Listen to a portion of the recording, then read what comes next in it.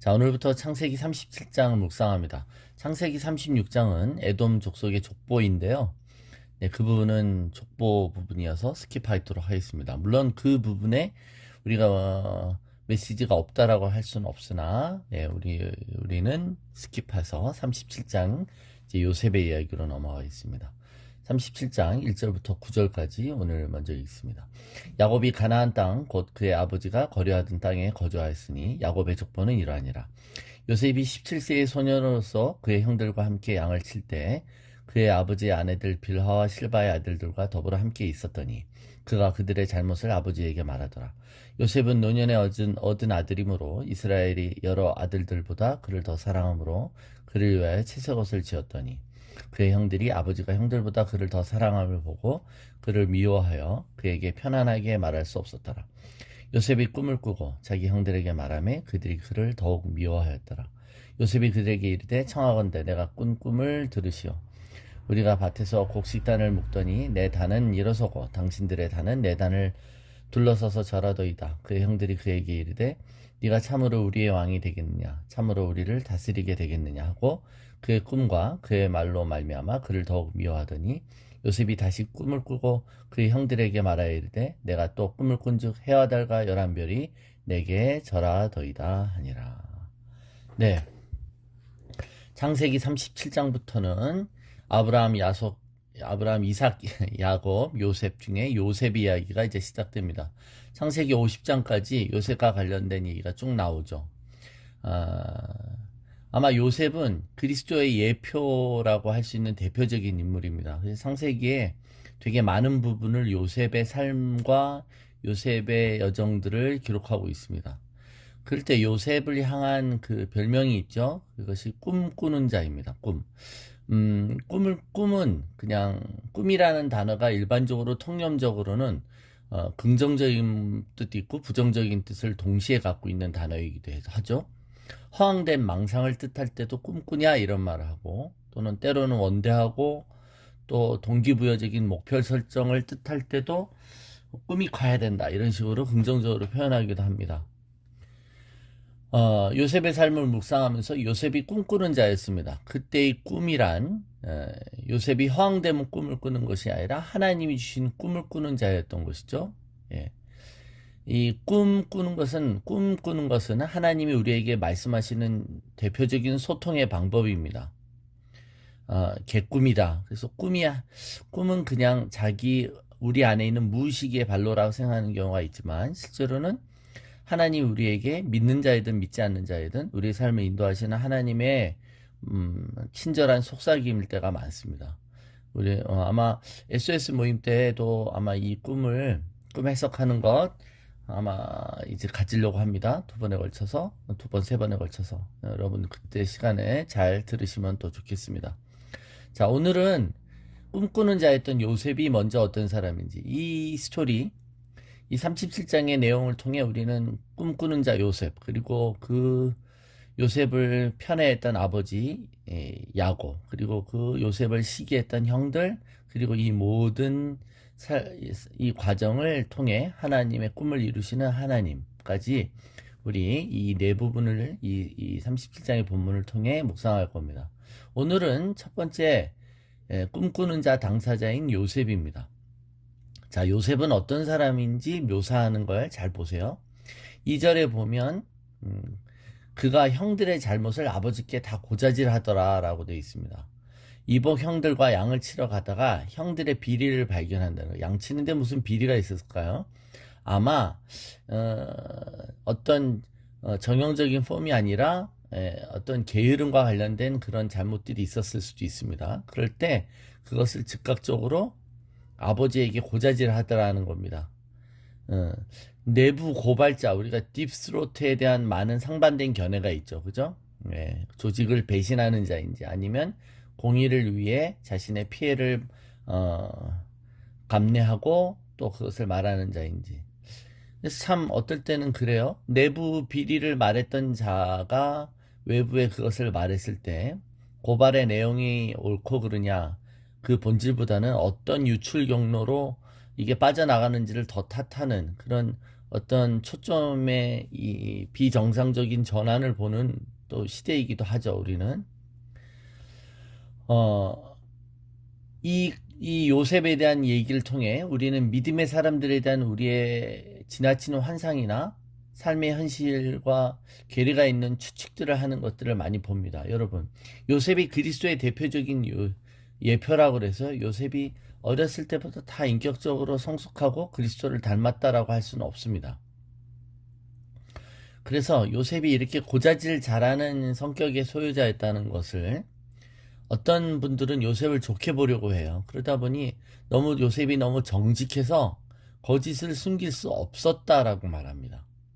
그래서 형들의 잘못을 아버지인 야곱에게 말했다는 그런 평가인 것이죠. 그러니까 너무 순수한 나머지 본 것과 들은 것을 아버지에게 순수하게 말했다는 겁니다. 해석이 좋은 것 같죠?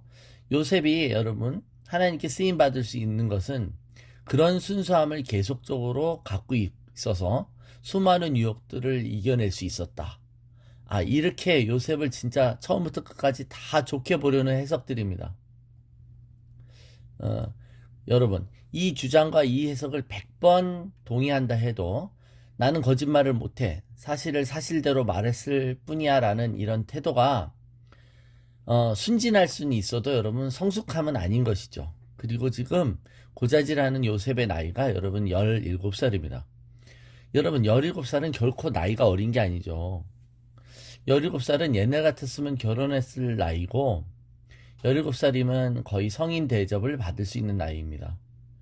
형들의 일을 고자질을 했을 때 아버지에게 알렸을 때 올 수 있는 그 결과와 그 후의 반향들을 예측할 수 없는 나이가 결코 아니라는 것이죠.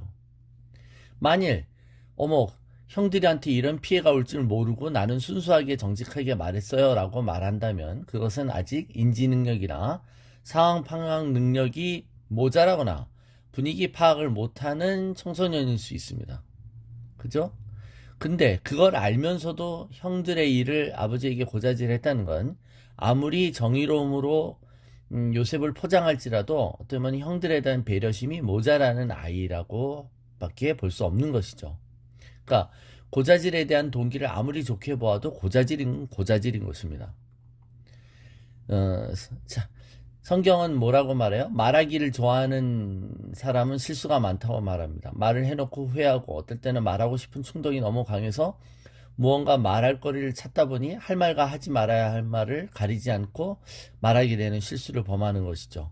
야고보서 1장 19절에 내 사랑하는 형제들아 너희가 알거니와 사람마다 듣기는 속히하고 말하기는 더디하며 성내기도 더디하라. 고자질하고 말하는 그런 이런 부족한 점이 있었을 뿐만이 아니라 요셉은 자신이 꾼 꿈을 자랑하는 사람이었어요. 6절부터 9절을 보면 꿈을 꿨는데 볕단이 곡식단이 자기에게 절하더라는 겁니다. 자신의 꿈을 말하는 사람입니다. 하나님부터 계시가 있어요. 근데 그 계시를 말하는 것과 받는 것은 별다른 문제이죠. 받은 게 사실이라도 그것을 전하라고 하기 전까지 전하면 안 되는 것이죠. 요셉은 형들에게 내 꿈을 들어보라고 얘기합니다. 근데 꿈 내용을 들어보니 그 꿈의 해석이 특별히 어려운 꿈도 아니었어요. 상식이 있는 사람이라면 그 꿈이 무엇을 뜻하는지 다 압니다. 그래서 형들이 바로 그죠? 그 11별입니다. 해와 달과 11별이 내게 절하더이다. 이렇게 얘기하죠. 다 곡식단이 나에게 또 절한다. 이런 식의 말을 해요. 숫자도 11명의 아들들을 얘기하지 않습니까? 그러니까 이 말을 들으면 형들이 자기한테 절하게 될 거라고 얘기하는 꿈이라는 걸 누구나 다 해석할 수 있습니다. 그러니까 자기가 앞으로 크게 될 인물이라는 것을 암시하는 꿈이라는 것을 본인도 알 수 있어요. 그러니까 꿈을 꾸는 것은 어떻게 보면 하나님이 꿈을 것은 자연스러운 거고 그 꿈이 하나님이 계시에 의해서 우리에게 주신 것들은 그 꿈을 통해 너의 비전을 갖고 그것을 소중히 간직하라는 것이지 그거를 공공연하게 말하고 다니라는 것은 아닌 것이죠.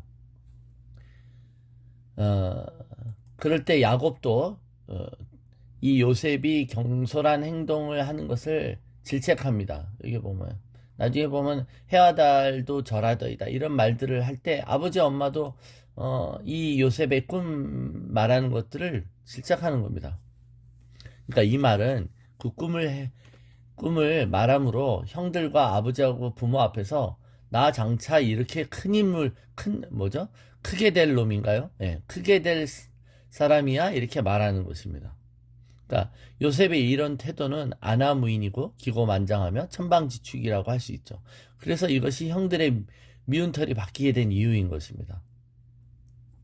여러분, 그리스도의 예표인 요셉이 왜 이렇게 되는 것일까요? 하나님은 이런 요셉의 성격과 이런 성품을 하나님이 가다듬으시죠. 그러니까 일단 전제로 봤을 때 우리가 요셉이 이렇게 고자질하고 자신의 꿈에 대해 이렇게 순수하게 말하는 것을 아무리 좋게 보려고 하는 것, 여러분, 성경은 사람에 대해서 미화하지 않는다고 그랬습니다. 사람의 부족함을 절대 포장하지 않아요. 그것이 성경이 인간을 보는 관점입니다. 인간은 부족한 존재에 불과합니다. 하나님이 쓰신다고 해서 성인군자가 아니고 하나님이 사용하신다고 해서 그 사람이 모든 것이 나면서부터 준비된 사람은 없는 것이죠. 요셉은 매우 부족했습니다. 예, 부모의 편애를 받고 기고만장으로 독불장군으로 산 아이라는 것이 17살 된 나이에도 드러나는 청년이었죠. 예, 이 하나님은 이 과정을 이 사람의 성품을 다듬으시는 이제 고난을 허락하시는 것 아닙니까? 그러니까 여러분, 우리가 분명히 아셔야 돼요. 우리 자신에게 부족함이 있습니다. 그렇죠? 우리 자신이 뒤를 돌아보면 이불을 차고 싶을 정도의 자신의 부족함을 자각할 때가 있습니다. 아, 내가 왜 그때 그렇게 어리게 행동했을까? 내가 왜 그렇게 경솔하게 말을 했을까? 여러분, 그렇지만 희망이 있습니다. 하나님이 이런 요셉도 쓰시고 하나님이 이런 요셉도 그리스도를 예표하는 상징으로 들어 쓰십니다. 저와 여러분이 부족하지만, 저와 여러분이 말의 실수가 많고, 저와 여러분이 경솔하지만, 그러나 하나님이 우리를 쓰실 수 있다는 희망을 붙잡으시기를 축원합니다.